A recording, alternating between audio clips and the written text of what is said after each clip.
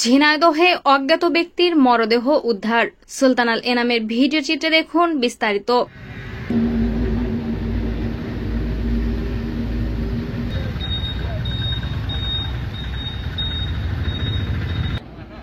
ঝিনাইদহের কালীগঞ্জ উপজেলার পিরোজপুর এলাকা থেকে অজ্ঞাত এক ব্যক্তির মরদেহ উদ্ধার করেছে পুলিশ।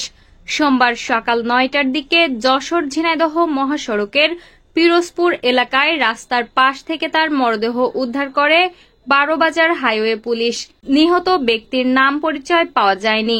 স্থানীয়রা জানায়, সোমবার সকালে মাঠে কাজ করতে যাওয়ার সময় রাস্তার পাশে মরদেহ পড়ে থাকতে দেখে পুলিশকে খবর দেয় স্থানীয়রা।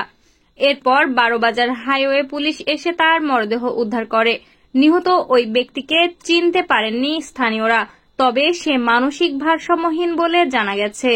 ১২ বাজার হাইওয়ে থানার এসআই ফজলুর রহমান জানান, নিহত ওই ব্যক্তির পরিচয় জানা যায়নি।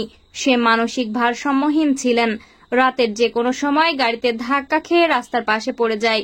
তার মাথায় ও বুকে আঘাতের চিহ্ন আছে। মরদেহ উদ্ধার করে ময়নাতদন্তের জন্য ঝিনাইদহ সদর হাসপাতাল মর্গে পাঠানো হয়েছে।